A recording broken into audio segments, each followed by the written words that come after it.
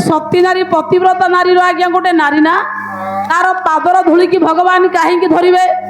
अच्छा मु एई कथाटा थाउ गोटे पद आपन को पचारी। हां कहूना देखंतु आज्ञा माने सार माने सब बसुन। हां बालाजी के 6 दिन हे गला। हां किंतु हमें समस्त विवाह करी। हां हम घरे हम स्त्री अछंदी गोटे नारी। हां ए मामान अच्छा सती साध्वी प्रतिव्रता बोली। हां ता लाइसेंस को देखे गोटे नारी की आज्ञा भगवान तार धूली की कहीं की आज्ञा देहरे बोलिबे। सती नारी क्या कहवा पंडित मंडली कला पतिव्रता पति गति पति प्राण हितेरता जसिया सिया तादृशी भार्या धन्य से पुरुष भवि। आज्ञा पतिव्रता नारी पति की गति करे शास्त्र कहे कला वेद वेद श्री शस्त्र चंद्रदर्शी निष्ठान भोगी समदर्श होत्री मासोपवासी पतिव्रतांज षड़ जने लोके मम पूजनीय। भगवान 6 जन को नमस्कार करती। हाँ प्रभु 6 जन को मुंडिया मारती काम पाला वाला वेद जे सबुदिन वेद पढ़े आपण माने मन रखंतु संध्या बेले आपण वेद पढ़िबे जे समस्त को समान भाव रे देखिबो एटी बायका मन समस्त भी समान देखि जाकू 84 वर्ष रु अधिका बयस हो जाइथिबो। हां 84 वर्ष हेले हां हजार चंद्र जो व्यक्ति देखिथिबे हां तांको भगवान नमस्कार करंती। बोला गंगा गोमती गोपति गोविंद गोवर्धन गीता गोमय गर जगिरे सुधा गंगाधर गौतम गायत्री गरुड़ गदाधर गया गंभीर गोदावरी गंधर्वा ग्रह गोप गोकुला गुणा कुर्वन्तु ते मंगल। आसतु आज्ञा से दिन भगवान परम ब्रह्मंकर पंडित मंडली नीति नियम उपर आधार करागला बेले माँ गोटे नारी की भगवान नमस्कार करती। प्रथम हूँ जे वेद पढ़े द्वितीय जहाँ को 84 वर्ष रु अधिका बयस माने 1000 चंद्र जे देखी सारी थे तृतीय जी सबुदिन रंधाई खाद्य सात्विक आहार खाद्य खाए माने पखाला पोता सरा जिनिस खाएनी पांफ पळै थबा दादी बोले कि नाती दे समस्त को समान भाव रे देखे दुखी दरिद्र किछि नाही समस्त भलो। मालो जी वर्ष को 30 दिन उपवास रहे नहीं रहबनी अरे मासे उपवास लास की तो हाड़ डंगार पड़ी तो नहीं रे वर्ष को 30 दिन को दिन 24 ता एकादशी श्रीराम जन्म 25 वामन जन्म 26 भागवत जन्म 27 श्री कृष्ण जन्म 28 शिवरात्रि 29 दशहरा ये 30 ता दिन जी उपवास रहे तांको भगवान नमस्कार करती।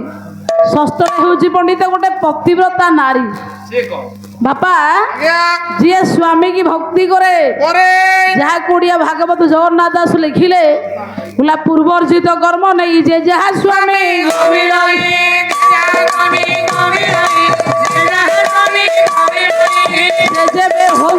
सुंदर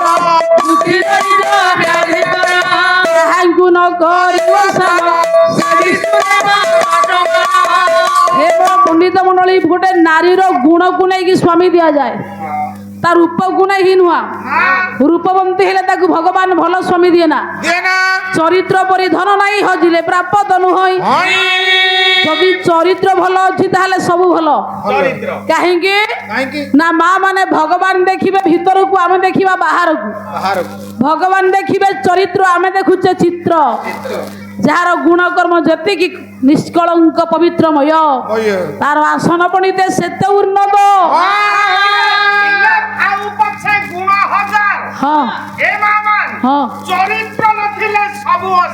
ताहले गोटे पतिव्रता नारी केउ गुण रहिबा दरकार भगवान व्यास बहिना ब्रह्म वैवर्त पुराण एबे मो पालारे बोलुनी पालारु गला बेला को हम गां लोक तम पालियारी माइंडियर वाइफ की एते भलो पाइला दे से आगुआ मेंबर होई जाई वार्ड मेंबर बड़ पदवी कला पति सेवा व्रत स्त्रीणां पति सेवा परम धर्म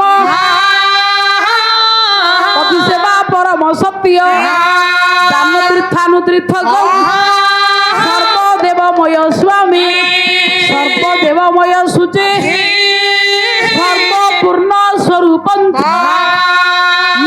ପତି ରୂପୀ ଜନାର୍ଦ୍ଦନ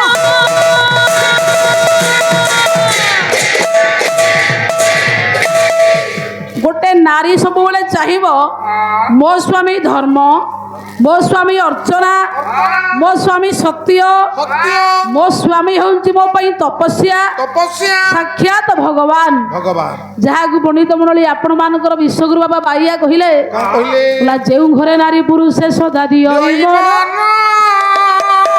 ସେଇ ଘର ନିତ୍ୟ ବୈକୁଣ୍ଠ ସଦା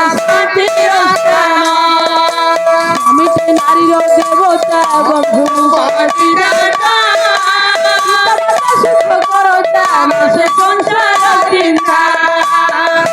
যাহার প্রসন্ন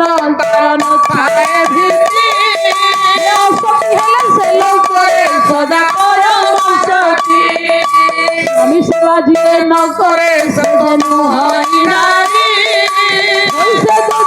সংসার আমি সেবা যে করই সর্বদা স্বামীକୁ সেবা କରିବା ନାରୀ କି ଭକ୍ତ କୁହାଯିବ। ଗୋଟେ ନାରୀ ତା ସ୍ୱାମୀର ଜୀବନକୁ ଆଣିଥିଲା ଯମକବଳ ମଧ୍ୟରୁ। ଗୋଟେ ନାରୀ ଆଜ୍ଞା ଚନ୍ଦ୍ର ସୂର୍ଯ୍ୟଙ୍କର ଯିବା ଆସିବା ଗନ୍ତବ୍ୟକୁ କକ୍ଷଚ୍ୟୁତ କରିଦେଇଥିଲା।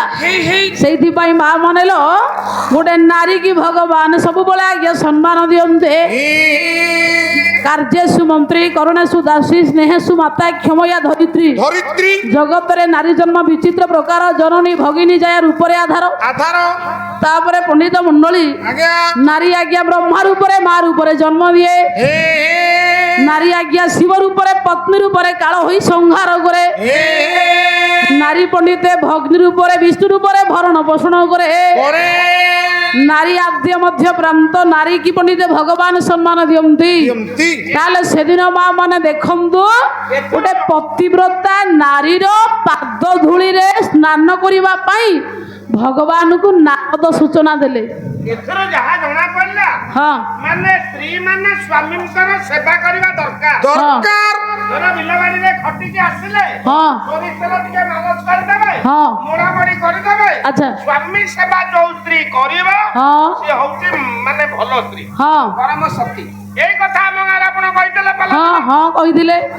ଆମ ବଡ ବୋଉ ମତେ ଦିନେ ପଚାରିଲା ହରେ ପୁଅ ତମ ଗାଈକା ତ କହିଲେ ସ୍ୱାମୀ ସେବା କରିବା ପାଇଁ, ତ ବଡ ବାପାର ତ ଗୋଦରା ଗୋଡ, ମୋର ତ ରେଖା ପାଉନି, ମୁଁ କେମିତି ସେବା କରିବି? ତମେ କଣ କହିଲ? ମୁଁ ସାଙ୍ଗେ ସାଙ୍ଗେ କହିଲି ମୁଁ ଗାଈକାଙ୍କୁ ପଚାରିବି, ତୁ ଗୋଟେ କାମ କରିବୁ, ରେଖା ତ ପାଉନି ବଡ ବଡ ଗୋଡ, ତୁ ଚଢିକି କୁଦି ଦବୁ। ନାରୀ କବି ଅପର୍ଣ୍ଣା ସେଇଥିପାଇଁ କହିଲେ ମା ମାନେ ମୁଁ ଗୋଟେ ନାରୀ ହେଲେ ମଧ୍ୟ ନାରୀ ଧର୍ମ ଦେଖନ୍ତୁ। ହେଲା ପତିପଦ ଧୂଳି କର୍ପୂର ଗୁଣ୍ଡେ ପତିର ଚୁମ୍ବନ ପ୍ରେମର ତୁଣ୍ଡେ ପତିର ଚୁମ୍ବନ ଦେବ ପ୍ରସାଦ ପତି ଦେବତା ପୁରାଣେ ବାଦ ପତି ପରମ ଗତି ପତିପଦ ଧରି ବିନା ଭଗବାନ କରି ନ ପାରଇ ସତୀ। ତାହେଲେ ଗୋଟେ ନାରୀର ସ୍ୱାମୀ ହଉଛନ୍ତି ଭଗବାନ।